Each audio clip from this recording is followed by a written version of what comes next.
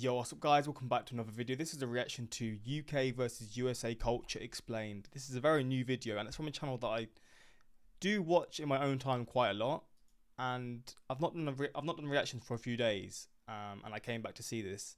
I don't know why I wasn't subscribed by the way, because I do watch him a lot, but yeah, I mean, I'm not too sure what to expect here. I mean, I know he's from the UK, so I don't know if he's going to be talking from, just a UK perspective, or if he's going to bring someone else to sort of mix it up and like talk from both sides. But we're going to see, and yeah, I assume it's going to be like a good, fair video. And he's from what I've done like reactions, watching him in my own time, he seems like a pretty good, honest creator. And yeah, we're going to check this out and see his explanation and to see what this video is about. But yeah, links are also in the description to my Patreon, where you can see reactions to movie reactions that I can't post to YouTube for obvious reasons, TV series, YouTube videos that I can't post, YouTube reactions that I can't post. Yeah, all links are there for those interested, and let's jump into this. Britain and America are like twins separated from birth. One was raised in fine aristocracy, and the other was abandoned at a gas station and told,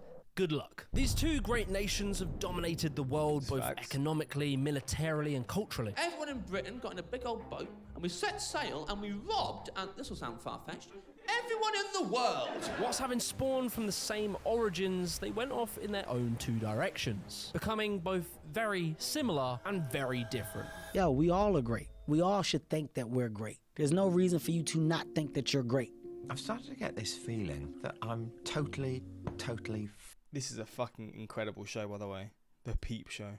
that I'm totally fucked. You know, everything's fucked. Today, we will analyse American versus British culture. The American comic hero is a wisecracker who is above his material and who is above the idiots around him. You know that scene in Animal House where there's a fellow playing folk music on a guitar? John Belushi picks up the guitar and destroys it, and the cinema will not, because he just smashes it and then waggles his eyebrows at the camera. Everyone says, God, he's so great. Well, a British comedian would want to play the folk singer. Comedy is a great way of revealing a culture's ideas. So American comedy and British comedy, they're very different. American comedies always tend to be built around the idea of like optimism and positivity. Be curious, not judgmental. But I really enjoyed this series until the last season. The last season I don't know, it just wasn't the same. But Ted Lasso was good. I did really enjoy it until the third season. It's not like I didn't actually finish it in the end because I just got a bit bored of it. But the first two seasons were very good. But this is a good point. I don't think all comedy in the US is like this, because I've done reactions to comedy that definitely isn't like this. But in the grand scheme, you would get more of this sort of stuff in US comedy as opposed to British comedy. There's typically always the motion that things can get better. You can see this in the character Leslie Knope in Parks and Rec. I can do it. I can crush him.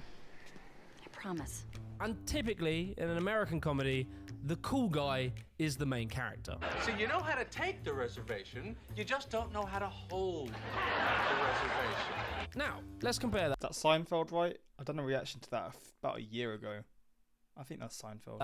To British comedies. Typically, the idea in a British comedy is that life will always disappoint you. We need to have a talk. You finishing with me? We weren't ever really. Oh. I see you not around, but here. See you.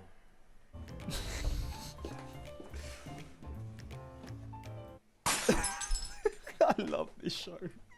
Secondly, you'll never make it in life. All your dreams and hopes and optimism. That's just the British way of thinking, man. Is ultimately futile. I have this dream. You and I own this skyscraper office block on the South Bank. And above us, on top of the skyscraper, in 50-foot-high neon lettering, are the initials of Trotters, independent traders. Just above your head is the word tit. Another idea that is shown is that you can always expect the worst thing to happen. So, yeah. Right, thank you very much.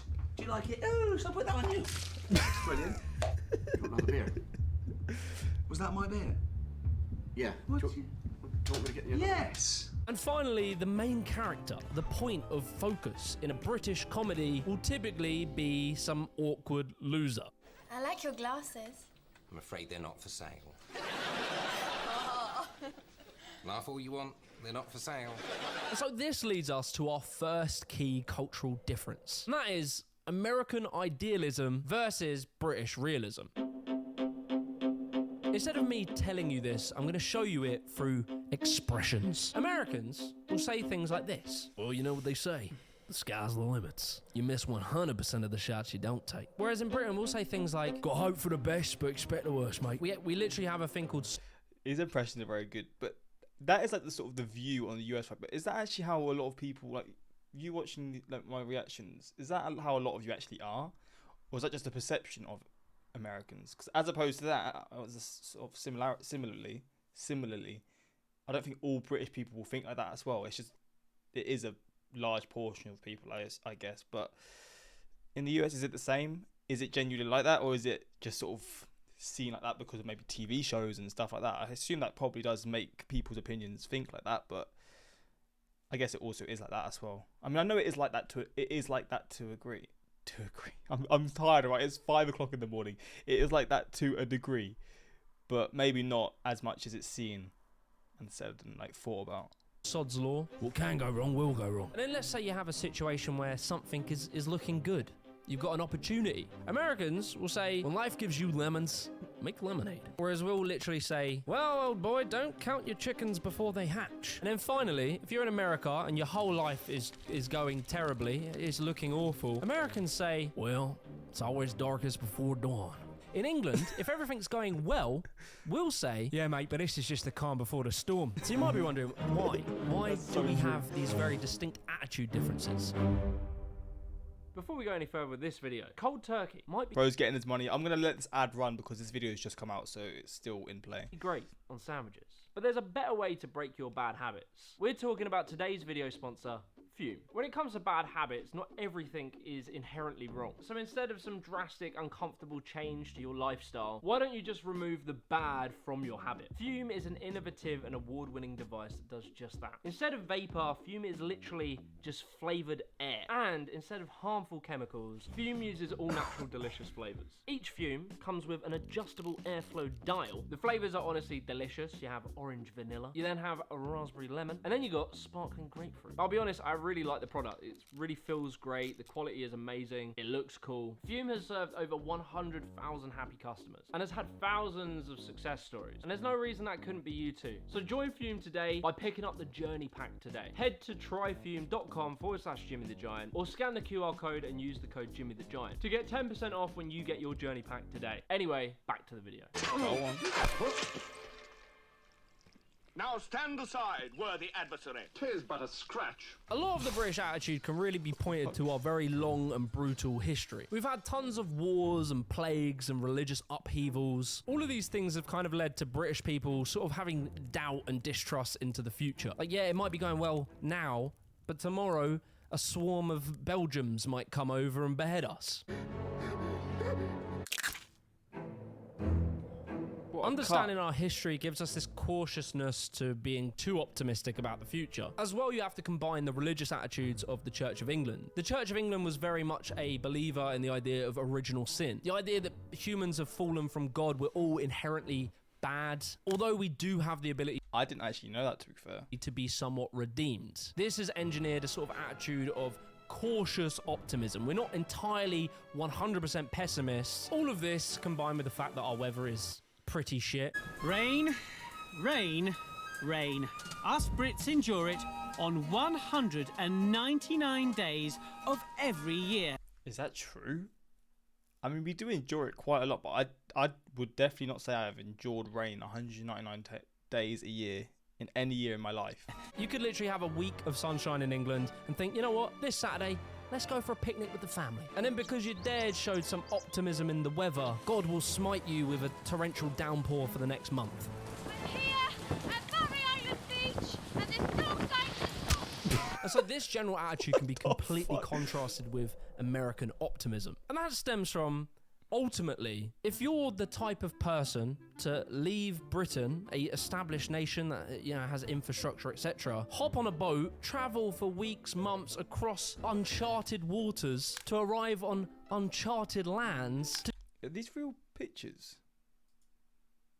Across uncharted waters to I don't know if they would be, but they're still wild to even think about this is how it would have been. arrive on uncharted lands. To do that, you need at least an ounce of optimism.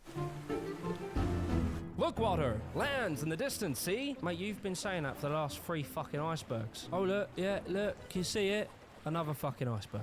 I'm tired of this. Fuck it. And then so after discovering this new land, which was a crazy thing to go and do, America then went through 2 great awakenings. I don't know what happened in the first one, if they just hit snooze or something, but the first great awakening was in 1730 to 1740, and then the second one in 1795 all the way up to 1835. So what happened in this was that the religious attitudes of America had evolved. New ideas around like self-improvement, the idea that everyone has the ability to shape their own destiny and their own future. Humans can be better, they can improve society, they can make and create things that make the world better. Everybody, I know you can believe in yourself. They had strong convictions around the importance of working hard, as well as very pragmatic attitudes, the idea that things should be done well and efficiently. These last 2 led to a very strong cultural focus on capitalism and efficiency in business, which all of this manifested itself in the idea of the American dream. For me, this is so wild that this all stems from religion. Again, it does make sense because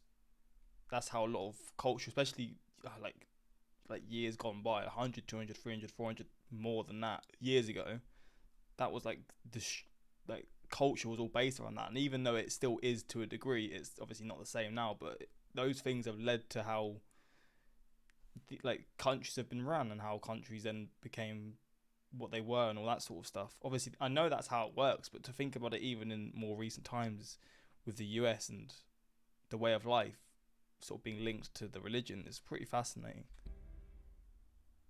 The American dream is just the ability to achieve. Anybody can do it, but you're not just gonna get it because you want it.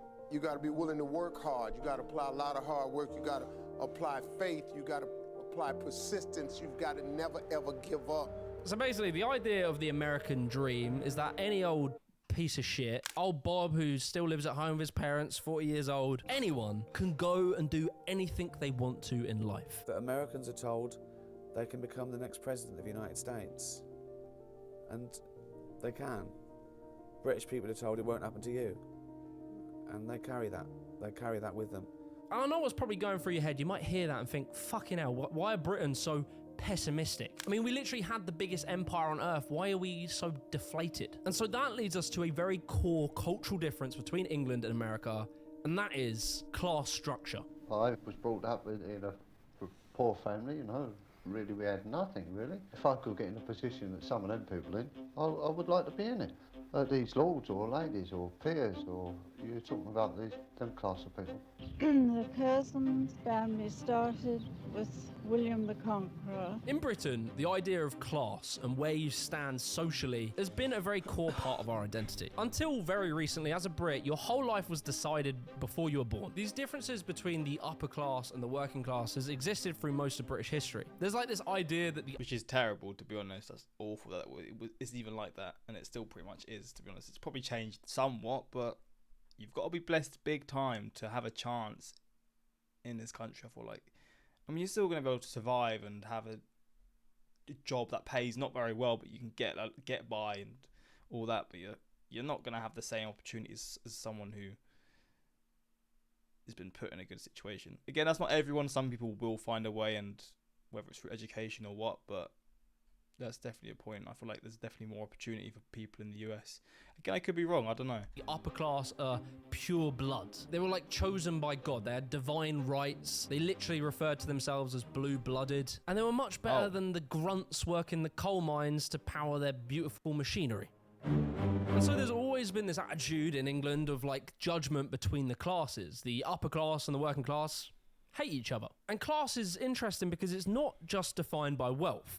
We give dinner parties 2 or 3 times a week. This enables us to keep in touch with our wide circle of friends. We give a wine and cheese do once a month. This enables us to do it on the cheap. Her mother comes round Saturday nights and drinks my Guinness. This enables her to get drunk for nothing.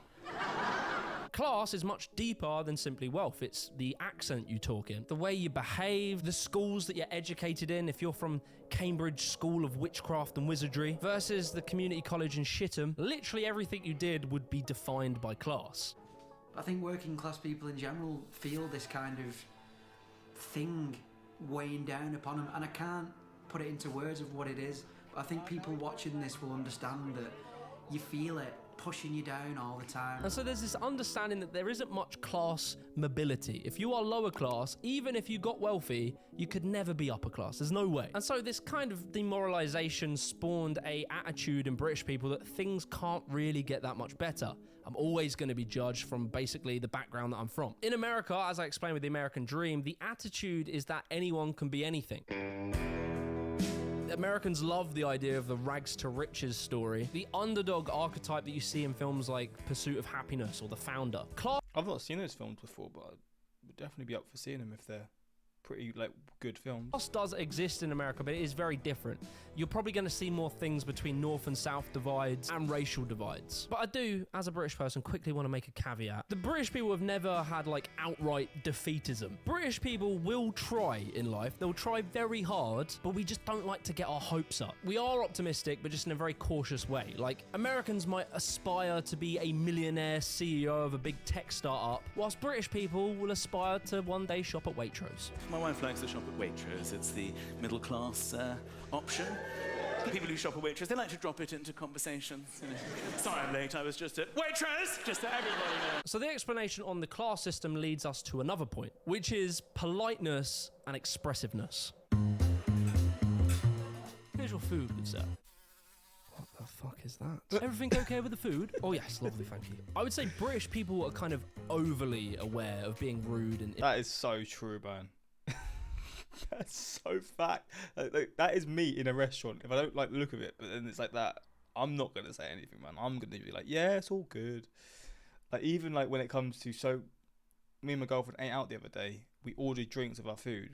We were given the wrong drinks, and I didn't say anything. I was like, yeah, I'll leave it. My girlfriend was sort of asking me to say anything. I was just like, it's fine. We'll just leave it. It's just a different flavour, but yeah, I don't know why. I don't know why that is. Maybe I'm just a pussy, but I think it's just more so I don't know.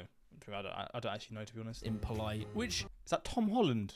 Or is it just a random actor? Has some benefits. We treat people really well. We hate to be awkward and we like people to feel relaxed. But it can cause British people to take way too much shit and not stand up for themselves.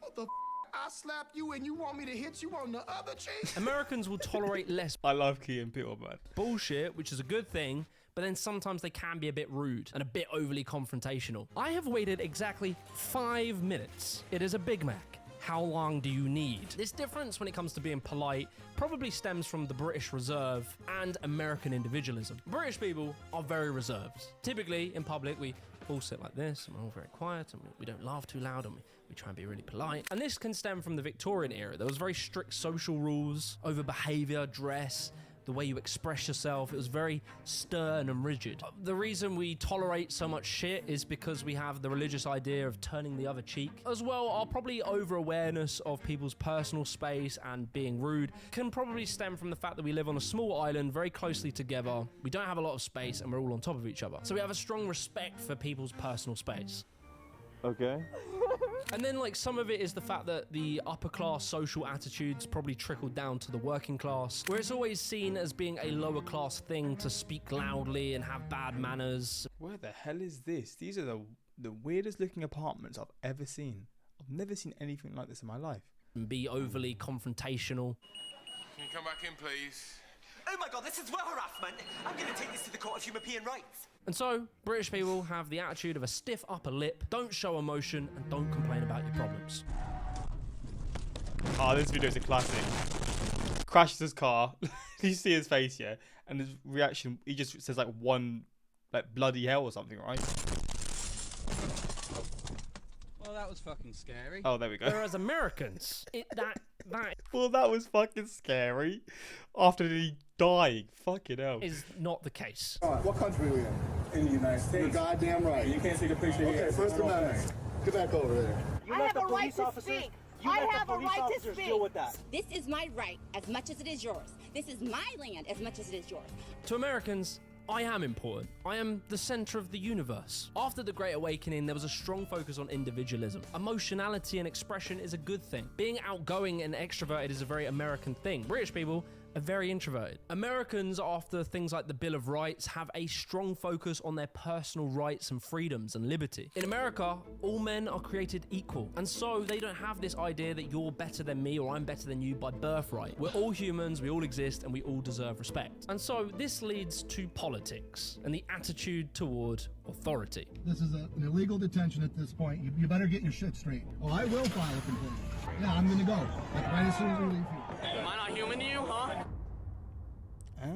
Americans are inherently very skeptical of authority. They believe more so in small government and self-autonomy due to the British ruling America and, you know, being a bit naughty, a bit rough around the edges. As well, Americans are very rebellious. The formation of America was around escaping the Church of England. In Britain, on the other hand, it is different. We do have a trust in our government. It is waning currently, but typically we trust in social order and we don't really make too much of a big deal about infringement of our rights. And that's probably because of years of unquestioned power by monarchs. And again, the stoicism and the idea of stiff upper lip, not complaining too much, not making a big deal. It kind of has led to this polite, submissive behavior, which sometimes is a bit embarrassing. Careful, sir, it's hot. Oh, sorry. Might burn yourself. Yeah, sorry. Would you like some salt and pepper? Oh, yeah, sorry. Like, you can kind of picture the movie scene of a British person, an American person dealing with authority. Excuse me, sir, I'm gonna have to ask you to leave. Listen here, tough guy. You don't talk to me like that. My hero. Excuse me, sir, I'm going to have to... Bro, you're just making us look like bitches, man. I don't think it's this much, like, is with that, like, with pussios like this, or with pussies like this. I can't think of how to say it. I can't phrase the sentence, but not everyone's like this, but yeah, I can also see this being correct to quite a high degree. To ask you to leave. Oh, yeah, no, sorry. Yeah, that's fine. We'll leave, for sure. But darling, you're dead on the restaurant.